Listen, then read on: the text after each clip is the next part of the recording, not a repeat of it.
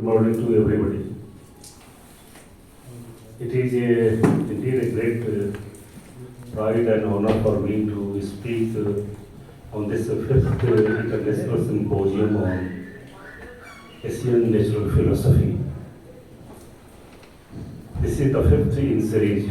Last symposium was held in China itself. The main goal of this conference is to unify all scholars of Asia and to sit together and to solve their problems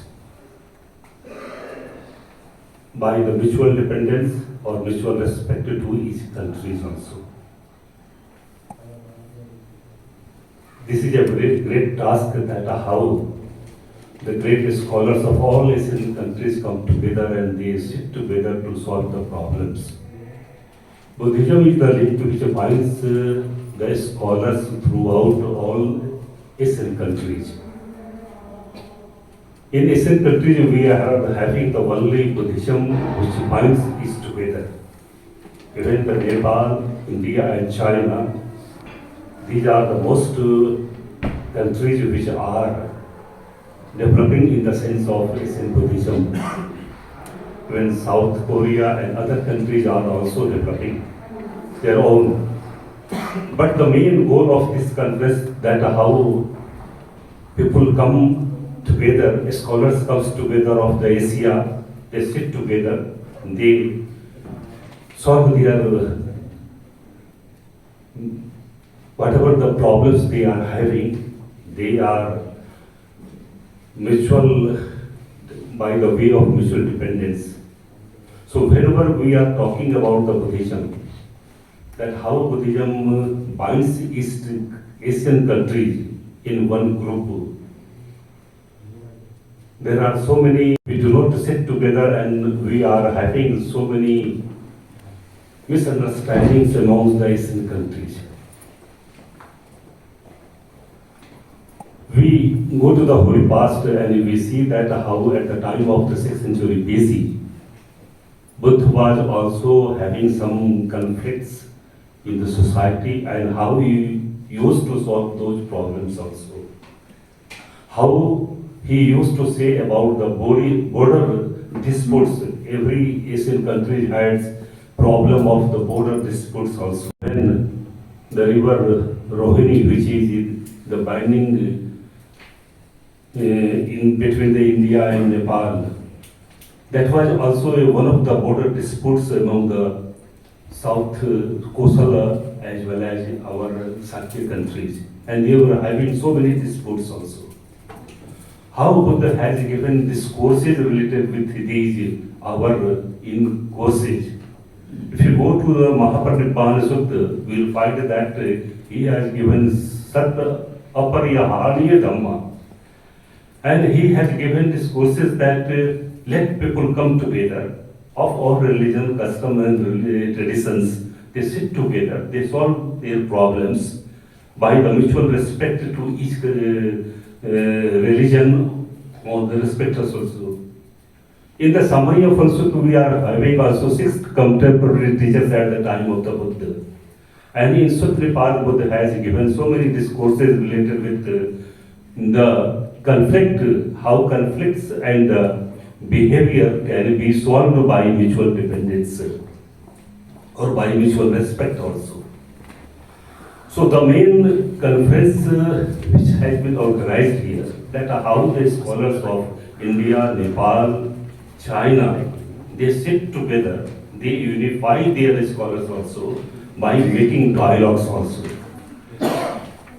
And whenever we are having the dialogue, Buddha has also given so many discourses in the Samaya Phala that how dialogue can be done among the 2 groups or 3 groups or many groups. How groups can sit together and how by mutual respect they can solve their problems. In Kathavattu also, we are having 1,000 arguments. By the time of 3rd century BC, at the time of King Asoka, we are having more than 18 sects.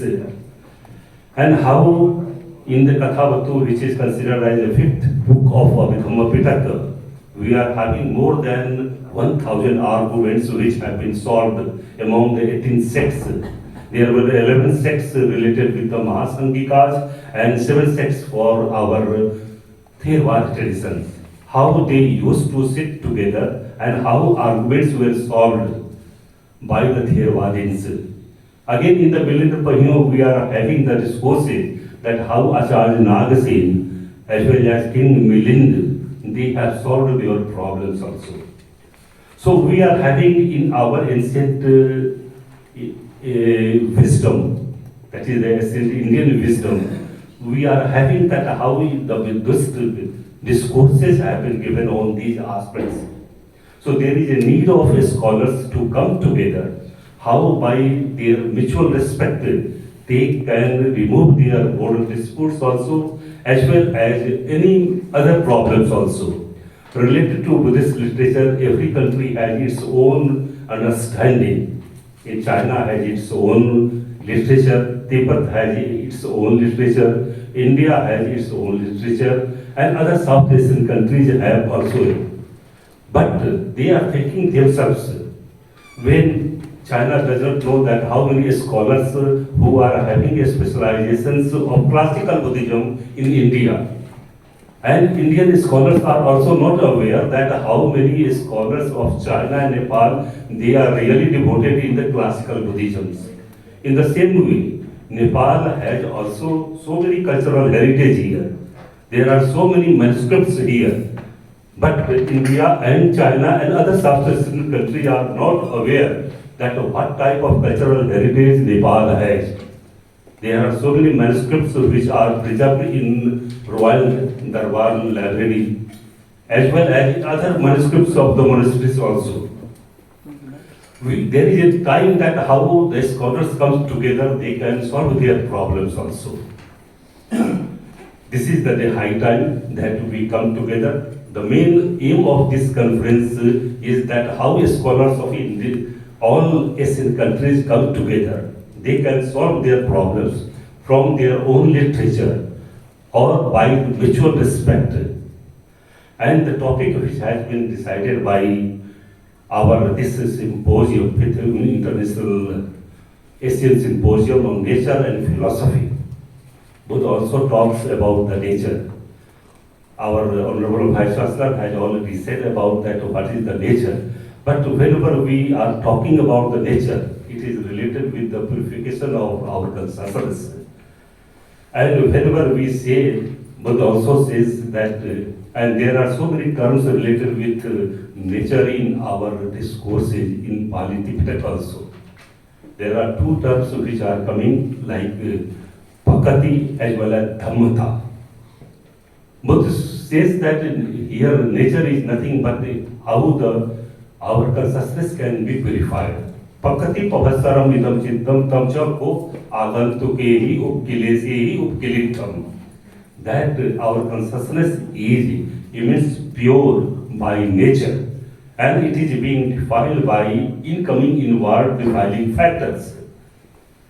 And whenever a person does moral or immoral actions, there are resultant of those moral and immoral actions.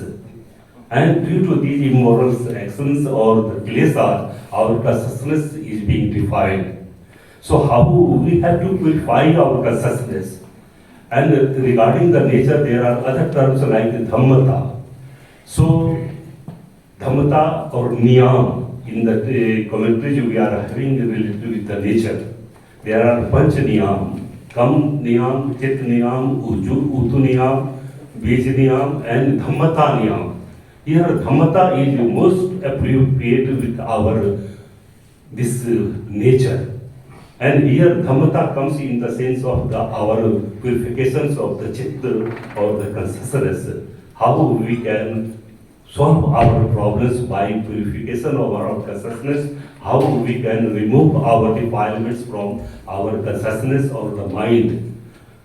Whenever we are saying about the dhammatā, here kam niyams comes related with the purifications of our mind. Buddha also says that Chetana Bhikkhave Kambam Vadami. O monks, I say, volition as an action. All activities, whether they are moral or immoral, they are being guided by our consciousness or the mind. That is why Buddha says that Chetanaham bhikkhave kammam vadami chetitva kaikammam vachikammam manukammam. All physical, vocal and mental actions are being guided by our consciousness or the mind. In the Dhammapada, first verse, Manupumangama Dhamma Manusettha Manomaya. This mind is the forerunner of all the actions.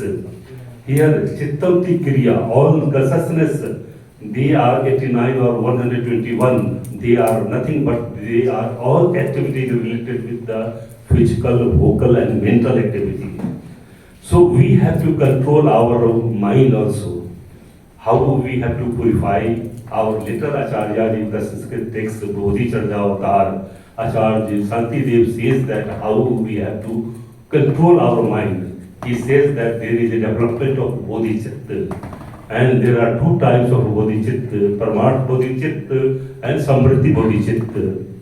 Paramarth Bodhichitta, we are able to know that all things are subject to impermanence, all things are subject to suffering, and all dhammas are subject to soulless. And through the Samriddhi Satya, a person is able to know that all things are empty, sunya, by the way of having compassion or things. So these are the things which are related that how we can purify our consciousness. And both this Paramartha Bodhichitta and Samriddhi Bodhichitta, both are interdependent, each is other.